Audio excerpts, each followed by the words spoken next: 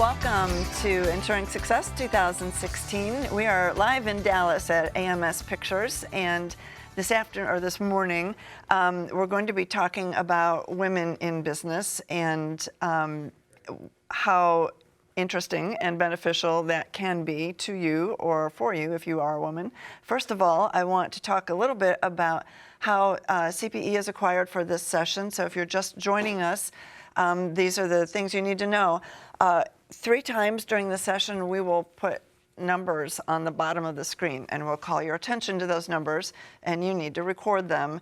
And then after the session is over, or at the end of the day, whenever you're finished attending Ensuring Success, you can go to the CPE page or the link on your site where you are right now, and all of today's sessions will be listed there. Check the ones that you attended and enter the numbers for those sessions that you recorded in the session, and that's our evidence that you attended the session. And then there's an optional evaluation form, and after that, you can get your certificate downloaded immediately. So that's CPE. I'd like to also let you know how to contact us. We are live, and we're taking questions and comments from our audience. So if you'd like to submit any questions to our speakers during the session, or if you have any comments to add or experiences you want to share, you can find us through email at info@ensuringsuccess.com. You can find us on Twitter using the hashtag DecemberCPE. And you can find us on the CPA Practice Advisor Facebook page. So it's 3 ways to find us, so there's no excuse to not communicate with us. So I'm Gail Perry. I'm Editor-in-Chief of CPA Practice Advisor magazine, and I'm joined today by Kelly Welter and Amy Vedder, and I'm going to let them give you a brief introduction to who they are. Thank you. Hi, my name is Kelly Welter. I am a partner with the firm Searle Kiefer Welter in Las Vegas, Nevada. We are a tax for individual and business and consulting firm. I also serve on the AICPA Women's Initiative Executive Committee and am a past national president of the American Women's Society of CPAs. Thank you for having me today. You're welcome. Thanks for coming. Hi, I'm Amy Vedder. I'm the Global Vice President of Education and Head of Accounting for Xero. I also write a monthly article in CPA Practice Advisor about helping women with getting into leadership positions and advice around ways you can get there, and also for men to help women as well in business and in accounting practices. So very excited to talk about this topic today. Excellent. And speaking of Xero, Xero is sponsoring this session. As you can see, I'm decked out in Xero gear. Xero's behind us. Xero's on our cups. We are all about Xero this session, so we want to really thank Xero for being the sponsor of this session today. So we're going to talk a little bit about women in business, in particular in accounting. And so if you're a small accounting firm or medium-sized accounting firm, and you've been going along for years, and maybe you have a handful of partners, and maybe they're all men, maybe some of them are women, maybe you have women on your staff, but the status quo seems to be fine. So why is this even an issue? Well, this is an issue because many women, have changes in their life as they go through their career. So, whether they start a family or have other demands on their time, and it doesn't take away from the fact of how skilled and qualified they are to be in leadership positions. And, the exciting thing about today's time is that technology does allow us to keep women in the workforce even when changes happen in their lifestyle. But the change from status quo to being able to bridge that gap so women can stay in the profession is really changing the infrastructure of the firm itself so that women do not have to drop out during different periods of times in their lives, and they can keep their career path moving and learning. So we're seeing that there seems to be a struggle or an issue facing women in terms of trying to get ahead in their career and feeling that maybe the additional burden that's on them in terms of being responsible for a family or other things in their life, it might be standing in the way of that. I don't think this is, I mean, this obviously isn't anything new.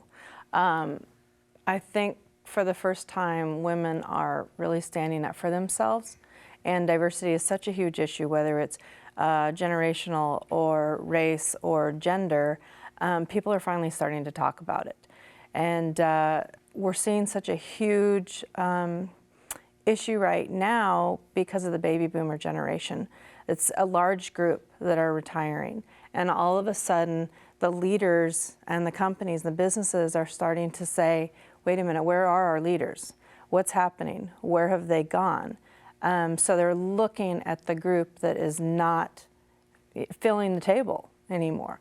And we now have such a huge importance placed on science, mathematics, engineering, technology, as young as the elementary years. And it's being pushed more on females now. So they're trying to, it's starting basically from the bottom and working up to the top. How can we set an example for our young girls that are 6, 7, 8, 9 when there's no place for them to go later on in the future? It seems to me that this is something that could change organically. And I mean, are we perhaps ahead of the curve or pushing too hard to try and sort of level the playing field in firms that have maybe a top-heavy male contingent? And won't it just, as younger people come into the workforce, won't it just sort of correct itself? So I strongly believe this is not or going to solve organically. You know, and this is diversity overall, not even just women. You know, the accounting profession, we have over 50% graduates that are women, and our leadership is still less than 20%. So, and that's been going on since, you know, for 20 years. So if it were an organic issue, you know, we would see better movement than that. What it really takes is being proactive and understanding what you know, the change you want to make. You've got to visualize it and then do work to make that happen. So if you're looking to diversify your leadership, whether that's in your senior management team, your partner level team, wherever that is in your practice, you need to look for the personas that you want the makeup of your leadership to be, and go seek those people out, find how to mentor them, not wait, you know, for people to apply or just, you know, hope and wish that they might pop up into leadership positions. They really need, you know, the guidance and mentorship to get to those leadership levels, and, you know, for partners to make that happen for the future. And a lot of it's about firm culture. This is not something that can happen overnight. You, like Amy said, you have to be able to build a leader. It starts at the very young, you know, the staff level. They're not, the board of directors or the president or the leadership team is not going to sit in a boardroom and say, okay, today we're making the decision to change. And now we're going to have 50% of women come on to our board, because they're not there. Because they haven't paid attention to them, they haven't guided them, and they haven't asked them what they want. They have not set that culture. It's not going to change overnight. There's a lot of old school thinking that simply those people are not willing to change. They don't think it's a problem, and they know they may be retiring soon, so why bother changing? But then you see such a large, even at the big four firms, I think the EY study that just came out said 78% were millennials, 78% of their employees were millennials. That's a huge number. So if they have an instantaneous, you know, thinking, everything needs to change, everything needs to happen quickly, but the people at the top aren't willing to change, something has to happen. Okay, I have an interesting statistic from the Society for Human Resources Management that the question was, why aren't companies making more of an effort to bring more women into leadership roles? And 41% of those who answered said, we're just too busy to mess with that. Well, and I think, whether it was your session prior to this about change management, this is change management as well. And you have to make an effort, step back and plan for the firm that you want in the future. And that means technology, how you engage the millennials, how you engage other ethnicities, other, women, all of that is part of that plan. And too many times, I think human resource issues are like the cost center. It's kind of like, oh, well, that just happens. Those training programs and things that you need to do in a business or in a firm have to be actively worked on, and everyone has to care about it. It has to be part of the culture. And one of the things, that I think is something that, as a profession, we don't like talking about, and that's the word selling. Yeah. But it is a key thing that helps you become a partner or a senior manager or in leadership. And I don't think anyone ever talks about that to the younger generation, whether you're millennials, whether you're women, whether you're another ethnicity, that's a skill set that you need to have, to really move up the ranks. It isn't just about your accounting skills and your technical proficiency. You have to show you can bring in business, because as a partner, you're responsible for business. And so it's really thinking outside of the box of, oh, well, we just need to get a woman in this role. What are the skill sets that we need to help those women with so that they can achieve success? And again, this goes back to not being organic. So I need to put a process into place of, what are the sales training that I'm going to give to staff at each level, and what's appropriate at each of those levels to start learning? How do I market? So, and the thing in the past has been, for older generations is going to face-to-face events, going to Chamber of Commerce events. If you talk to the millennial generation, that's the last thing they want to do. But then take advantage of what they're great at, and that's, social marketing and all the new technologies that are out there, and then helping teach them how do you market and really get yourself ahead in a firm or a business because of that. So there's so many surrounding skill sets besides just accounting, to help people get into leadership positions. We, and you hit on it again, it's culture, and it has to be developed at the top and spread all the way down to the bottom. But you have to understand that it's an issue first, and then address it, and then teach it. If you have one person at the top that's not willing to accept that things may need to change, it's not going to happen.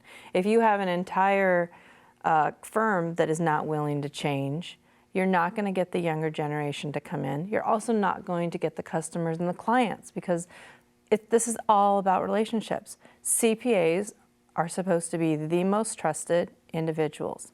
You stated that the live meetings, that was huge for relationships, but the younger generation is developing relationships in other ways. They may not have the same skills that we do.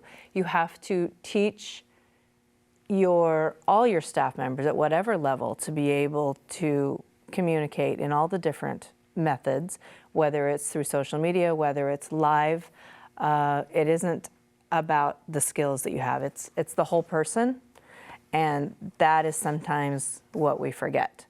So until you address that, to be successful, to have a successful firm and to be successful in accounting, until you address that it takes the person being that complete person, nothing's going to go anywhere.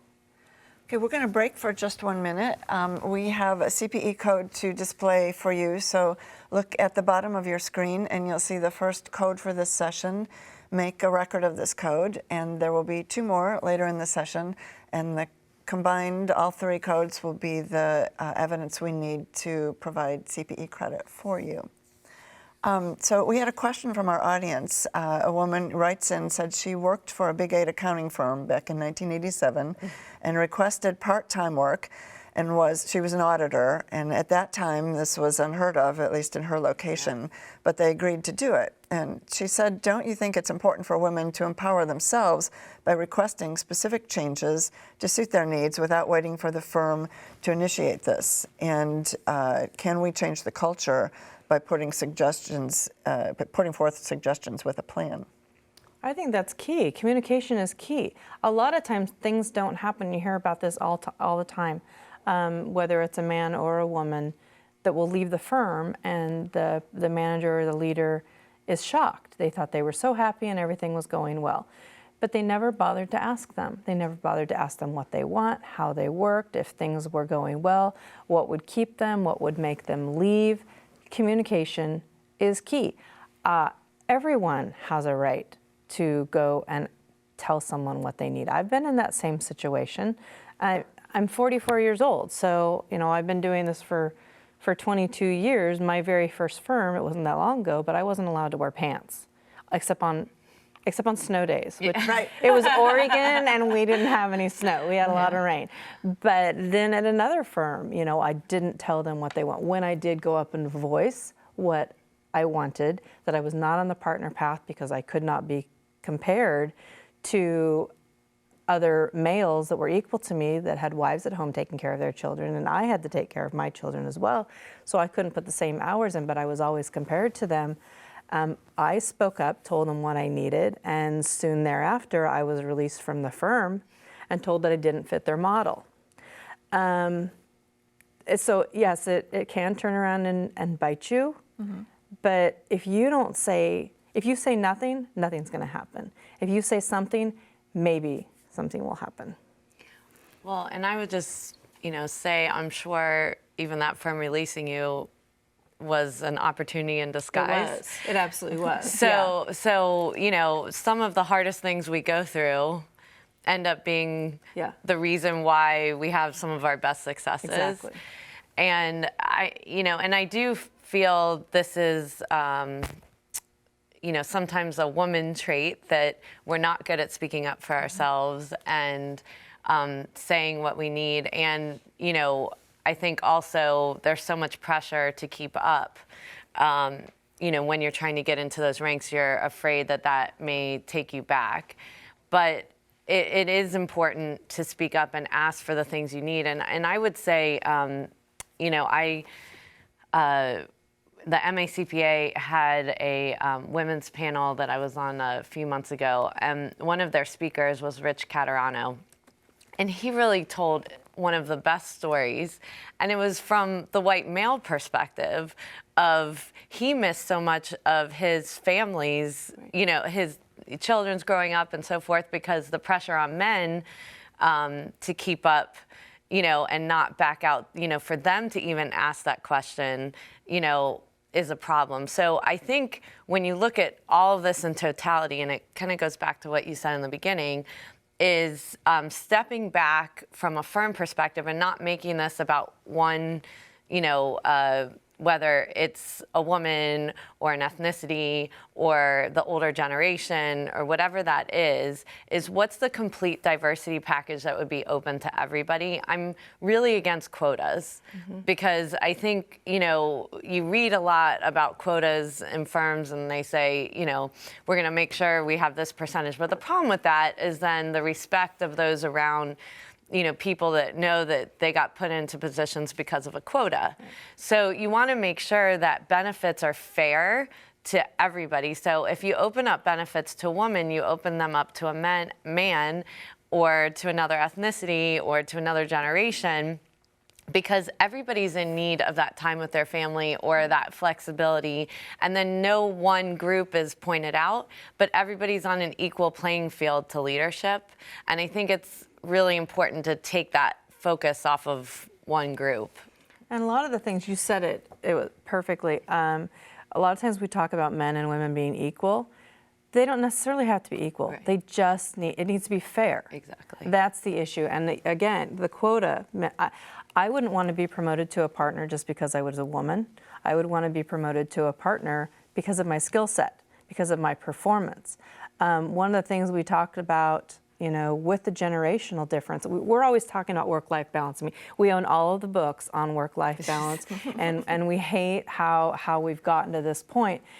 And we look at millennials, and they get called lazy because they don't want to work the hours that we do, and they get put down for it a lot by older generations that say, well, we worked the 80-hour work week, so you need to work the 80-hour work week. But then we're buying the books on how to figure out how to do work-life balance. They're not even going there. They look at us and they see how stressed out and miserable we might be at that point, and they say, why do we even want to go there? Why do we even want to make that an issue? And that is not just a female issue. That is a male issue just as much. They want to have a life and be part of a family. Okay, both of you are in a position to observe a lot of different types of accounting firms. And we have a question from our audience asking if you've seen firms that are doing it right, and how have they successfully incorporated diversity plans into their firms, and what did they do to get there? So there is a firm on the East Coast that has put into place generational benefits, which I thought was one of the most genius things I ever heard. So, because in every generation there is different needs. So, and there are people that choose to never have children. So why should they not have time off, like, someone that does have a child and has time off with their children? So, there's maybe childbearing years, what those benefits would be for a man or a woman. There's also years when your kids are in sports and, there's a lot going on at school. So flexible ways of working so that you can make it to your kids' activities and not be missing them and so forth. But then they even had generational benefits for the empty nesters. So rather than quitting because you want to go travel, as a couple because your kids are no longer there, giving the flexibility to that generation as well to be able to do the things that they want for their quality of life. As well. And that really creates employee happiness because everybody's got needs throughout their lives. And, when I speak about the millennial generation, I've brought that up a lot about the baby boomers thinking they're lazy. And I don't really think this is a different discussion than women a lot of times. It's not. The needs of the millennial generation and women are very similar. And it's really not laziness. What I call it is work-life integration, because they actually work all hours of the day, but they may work at 2 a.m. Rather than at 5 o'clock, and they're not wanting FaceTime. So, when we started in accounting firms, it was FaceTime, right? Like get in before the partner, leave after the partner. That was, your win. And so when you can actually change the technologies behind the scenes, and this is really where cloud technology has changed everything, is that it offers people a way to still be succeeding as an accountant or a bookkeeper in this profession, but be able to work remotely, be able to check work in and out based on their time available in the day, and be able to work on it at night after their kids go to bed. So that's work-life integration rather than laziness or not, this conservative FaceTime. I don't even call it work-life balance anymore. I use the words organized chaos because that's what I feel like it really is. You try to figure out how to make it all work. There is a firm in Las Vegas. They're more of an audit firm and nonprofit, but they do have a tax side, and their policy is not to work over 40 hours. No one works over 40 hours. They do yoga. They do a lot of things to keep their people happy. They bring on more staff so that their people don't have to work over 40 hours. You definitely see it with larger firms more, maybe that balance because they have more people to be able to work through issues. If you have a small firm like mine, where you have 6, 7 employees, if somebody's sick, then stuff may be on a standstill. If you're in a larger firm and it's more accepted and there's people to back up, then they're willing to have those conversations. I did come back from maternity leave with my third child and had requested to go part-time, and they told me no because there was no one else to fill in my spot. And that does happen. You don't see a lot of that flex time available in the smaller firms. You do see it in the larger firms. So I may come from a different perspective, but our zero practices, I would say, are, we've got a number of small practices, and they've been built with technology, from the beginning. So there wasn't the undoing of the old policies, and processes, that they built it from the beginning to have no physical office. That they use Zoom or, Google Hangouts for their meetings, and you figure out new ways to have that camaraderie, that, water cooler talk, but through Hangouts or remote technology, so people still have fun together. They build in trips, with their families, once a year as a bonus, or, ways to, get that whole community feeling in the practice. And I think the most amazing thing that I've seen as well is that the borders come down, so you're not limited to where you live because you're on remote technology. You can hire anybody, anywhere, including in other countries, if they've got the skill sets that you need to be able to put work together. So it starts breaking down some of these barriers by actually thinking through the infrastructure of your practice, so that you can allow for more flexibility and, ways for work to be done differently.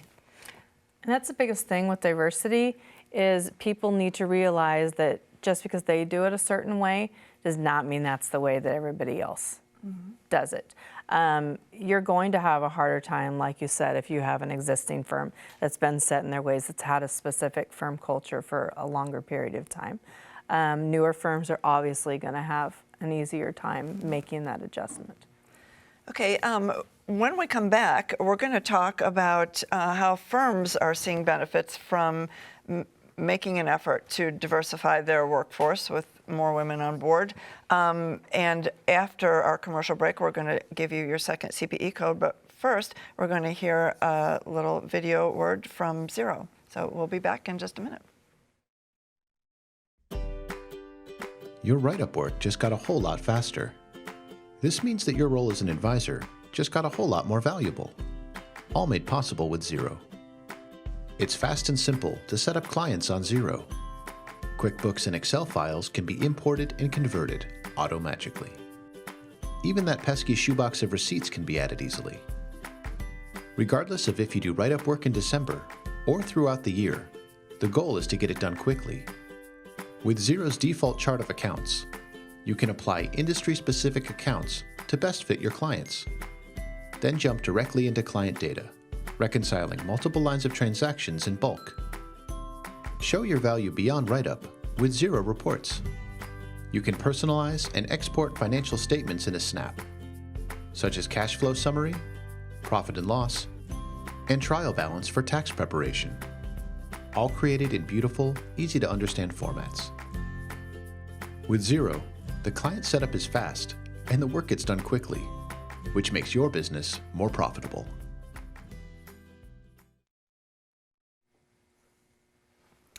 Welcome back. We have some statistics here from McKinsey Institute that indicate that companies in the top quartile for gender diversity, which means women on their workforce, are 15% more likely to have financial returns above their peer companies. And by financial returns, they mean better financial outcomes. And what they mean by that is they have access to differing viewpoints in their firms. They're finding they have easier access to resources, including credit or multiple sources of information or a wider industry knowledge by having more women in their firms and in particular in their leadership workforce. they're able to serve a more diverse customer base because of the diversity within their firm, and they're able to attract more women to the firm because they have women in the firm and the women are successful. So what have you seen in terms of firms that are bringing women into the leadership platform, and how are firms actually developing a program to make that happen, or does it even require a program? So I think it's really important. I'm on both sides of that. So it's important to have the program so that there is a structure for people to follow that want to be a part of a program. So, a lot of times what we, talk about is mentors and sponsors within an accounting firm, which are very important and very different people. So, a mentor really understanding, the weaknesses of the person they're mentoring, the things that they need to help them with. The mentee can complain to them, has somebody to go to when they're having bad days, but that would not be your sponsor. And someone that's at a sponsorship level is in a leadership position already. They can help pull that person, through the practice so that they are successful all the way through. And you don't necessarily want to talk about all your bad days to your sponsor. You want to make sure you're putting all, your best foot forward. I think as well, I've seen, especially through these articles I've done with CPA Practice Advisor, I've had a number of women at conferences come up to me about how they've been using these articles and creating their own task forces within their firms to try to help each other. And I think, so that's really maybe, going back to organic, what can you do to help yourself versus waiting for other people to help you or to be noticed? Where can you show that you're a leader and you want to help others? It goes in two directions. So, as a leader, you want to be looking for other women to draw in. And I think, as women, because we've got so many demands in our life, a lot of times, we don't look up. We go to work and we're just, got to get all this work done. And we're not looking at the atmosphere, the other people that can help us achieve. So, when you're alone in the boardroom or with other leaders, partially that's the women's fault as well, because we're not aggressively looking for other women to bring with us. It's not going to reduce the number of opportunities there are for women by having more women in leadership positions. It actually helps you as a woman because you've got other people that have similar viewpoints to you. But again, from the opposite side, as a staff person, if you want to be a leader, seek it out and seek out the leaders you want to help. Seek out the people that you think, this is someone amazing. I want to make sure that they succeed. And obviously, if you help them succeed, they're going to bring you through as well. So just always think about it as a two-way street of not always what's in it for me, but what's in it for the team. And, and I think those are the stories that I get from women in CPA firms that work the best when we actually come together and help each other. Kelly, let me interrupt just a second. We would like to show our second CPE code at this point, so be sure to check the bottom of your screen, and number will appear, and you need to record that number, and there'll be one more later on in this session. All three of the numbers you've got for this session are required to get your CPE credit for this. Okay. Kelly, what have you seen? Back up. All right. Regarding the relationships, we talked earlier about how, the accounting industry is thought of as very cold and unfeeling, and I'm not sure if that's because it's you think of the old man with the white shirt and the pocket protector. I'm not sure really where that came from. People don't like to talk about taxes. People don't like to talk about their finances. It can be embarrassing for them.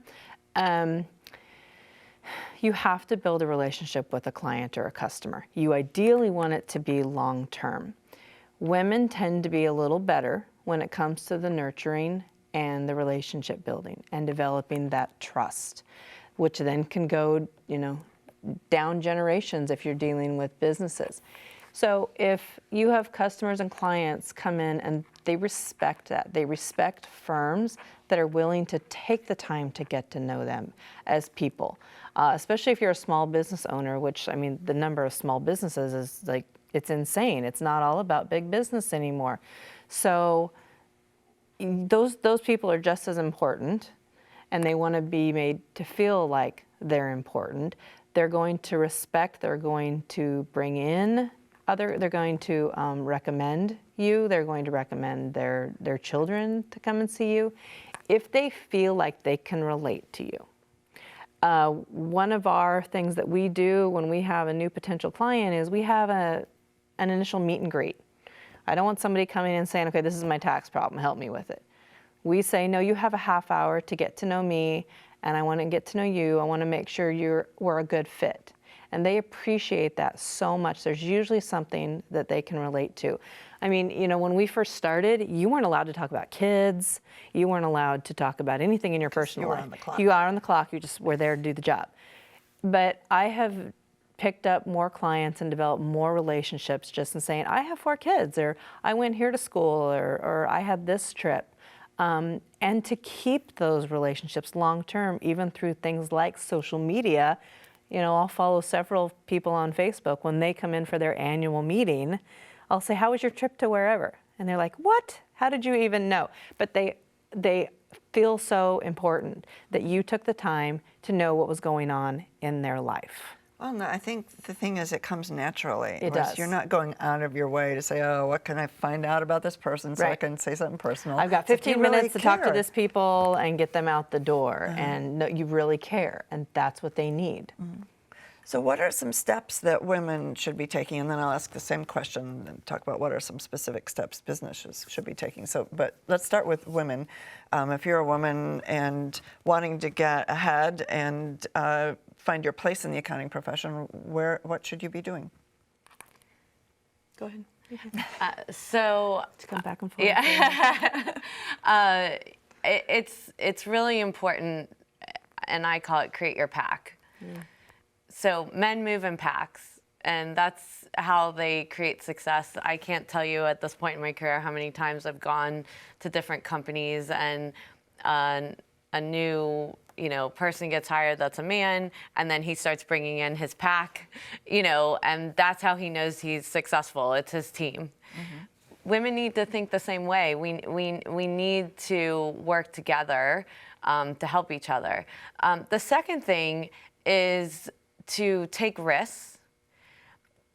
So there is lots of data out there and studies about women not being as good at taking risks as men. And we did a women's breakfast at ZeroCon about this topic. And one of the women that spoke, she has a not-for-profit organization that is there to empower women business owners to start businesses. And so that was the goal. And so it was money that was there for a grant for women to apply for. So they put the application out there, and what happened was not one woman applied, but who did apply were men, even though it was a women's grant. And so then they had to step back and think, goodness, what is going on here, and try to figure out what happened. And what the tendency is with women is we have always been built on our qualifications versus our potential. That's how we're seen a lot, and it's important, as men trying to build women in leadership positions, that they start looking at women that way as well as potential. And I try to coach women that I work with. A lot of times they'll say, I'm not ready. I'm like, you're ready. You'll learn it. You'll get there. You've got 2/3 of the way there. And so what happened in the situation of this grant was, the application said you are required to have X, Y, and Z. And maybe they had X and Z and didn't have Y, so they didn't apply. and the men just said, there's money, I'm going for it. They had them all or not, right? So if we have to take our own risks and be okay to fail, because what is most important in the failure process is the learning. And when you fail, you actually come up with your best innovation. And I don't even want to call it failing. Just because you don't get a job doesn't mean that you won't get it the next year. The process of interviewing for a position actually helps you learn what things you have gaps in so that you can go attain those skills. So rather than feeling bad about yourself, which we definitely have a tendency to do, and I'm one of them, can be very hard on myself, you know, we need to make sure that we take those opportunities and say, okay, this is where I need to skill up, and I'm going to get it next year, and stay positive and keep going for those opportunities.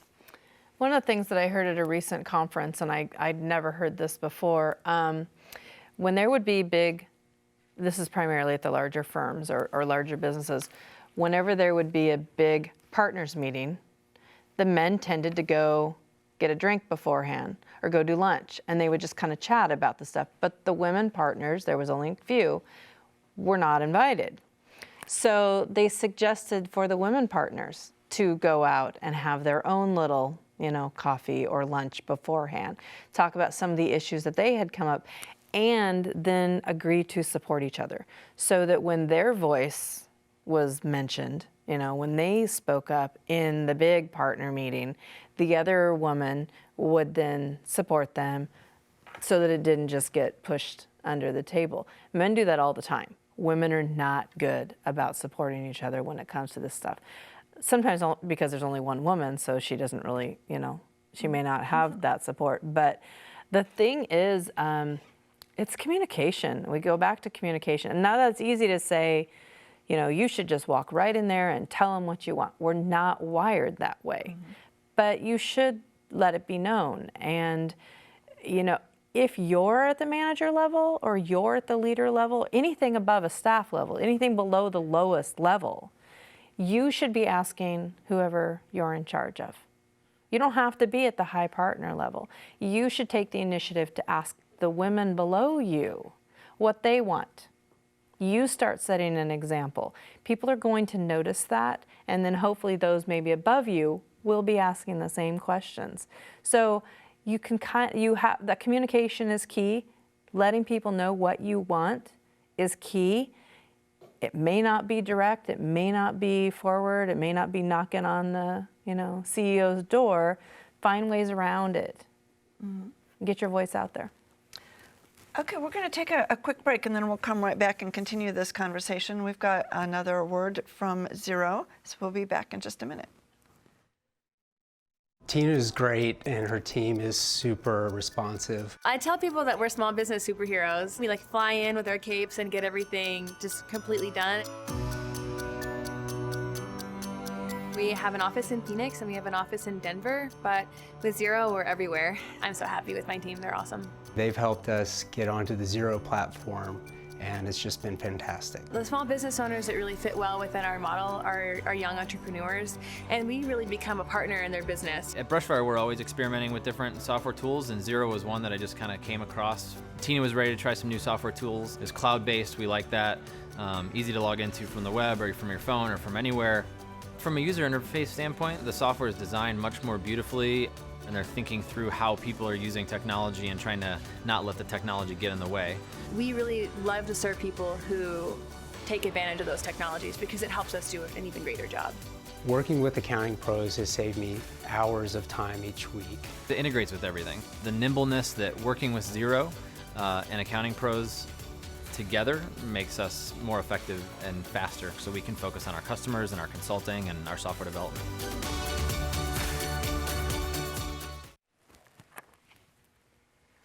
All right, we're back, and we'd like to give you our third CPE code for this session. So take a look at the bottom of your screen, and the third code for this session will appear. You need to write down this code along with the other two that you already received, and that will be our evidence that you attended the session, and so you can get CPE later. So we had a question from our audience about women who see other women not as maybe supporters, but as potential competitors. And so how do we overcome that feeling of competing with the other women in the office and instead translate that into maybe the ability to set up mentorship or support situations? This is a big issue, and it comes up a lot. I hear people ask about this very often. I think the key is it's all in the mindset. Have a conversation with the other women in your office, and really relay the idea that the advancement in leadership is not about gender. It's about performance.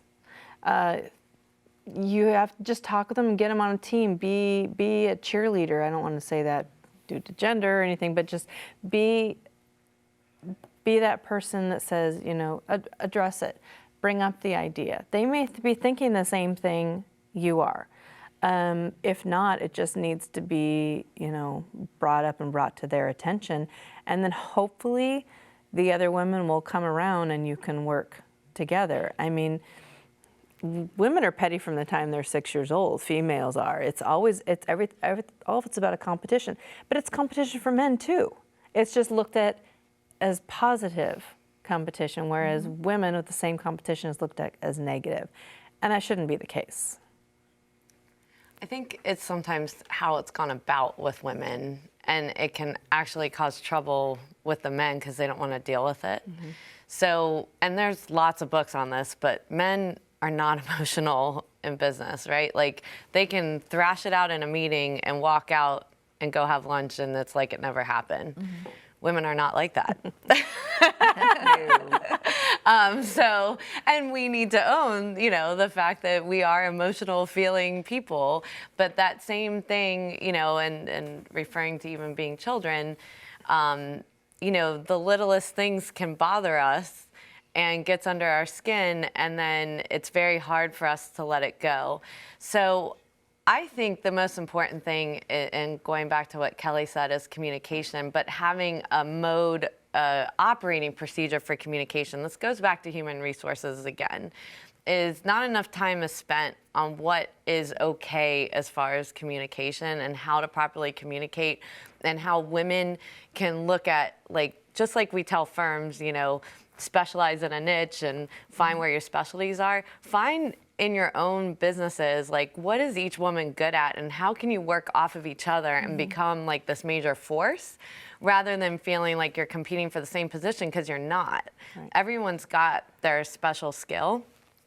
And, you know, I just met this woman at an event, and her story like really pulled my heartstrings, because she was really working in, you know, a firm that's been around for a long time to, you know, try to move this forward, and get, you know, not only she has a path to leadership, but others to leadership. And she, you know, but at the firm, you know, many women are in different schedules, part-time schedules. So this is another thing that hits, is if a woman that is working more hours gets into leadership, the other women that have reduced hours are actually mad at that woman, because then it's like, oh, well, you know, now I won't have that opportunity because I'm not working the hours you are. And so there's this whole undercurrent of that as well, of like, you're ruining our benefit. And so she overheard this group talking about her from the side, and here she's trying to really help elevate this in the firm. And we really got to think about those things. We all make personal choices. And when you make personal choices, you know, in your schedule, you know, if that's not working in the firm you're at, you can go other places and find places where you can succeed, rather than taking it out on each other. You know, find ways to, you know, be that leader and promote each other, you know, rather than gossiping and hurting one another, because it actually drives the men crazy, and then they're out. And it feeds the negativity. Yeah, exactly. Yeah, I think you're right. Yeah. I think we see a lot of situations where women feel they're in a position of needing to ask permission of the men to do whatever it is they want to do, whether it's switch their schedule or have a different type of workload or maybe even work with different clients or whatever it is, it seems like there's still this hierarchy of the men get to say and the women have to ask. And so how can we change that, or what can firms do to kind of overcome that? Because I'm not sure the men feel any more comfortable with that than the women do, but it's just kind of the way firms have been structured because there's a history of men being at the top in accounting firms. That you're right, and it's because it's history. It's just women tend to be more submissive, and when they did hold a lower level or were known as a secretary, that is what was expected. It's all about confidence, and confidence is, you can't teach confidence. And you can read every book you want on confidence, but it's something that you just have to practice. You have to believe in yourself, and that's just that's more internal than anything. The first time you go in and rather than ask, tell someone, just you bring up the conversation, you hold the cards, you go in and say to your leader or your manager or your partner, I have some issues I'd like to discuss with you. Could we set up a time? Okay, you just placed the ball in your court because you made the initial contact, the initial conversation.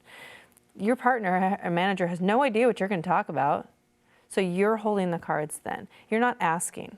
You may ask in that meeting, but at least you started off with a little bit of confidence saying because you initiated that conversation. I would just go back to, some of the things I said in the beginning of don't put your staff in that position to feel submissive. It goes back to really, just as you plan out your revenue goals, putting your people first and really spending that time on how you promote people, how you develop people in your practice. It doesn't just happen. Seek them out, put those training programs in place, help them with gaining the confidence in speaking, in selling, in marketing, whatever those things are, so that they're not put in the position where they feel like they're going to fail or that they're asking for permission, that they feel like I've been given all the skills I need to succeed. And as a business manager or leader, you can take the initiative by talking to your female staff people. Don't just give them feedback on negative issues. Give them feedback on the positive things, on the things they did right. There's no better way for someone for their confidence to increase than to be told they've done a good job at something. That is often forgotten about. They focus so much on the negative, and every time that comes up, it just kind of lowers the women's confidence. So if you are a leader, whether you're a male or a female, make the initiative, make the attempt at focusing on the positive and communicating to them what they're doing right.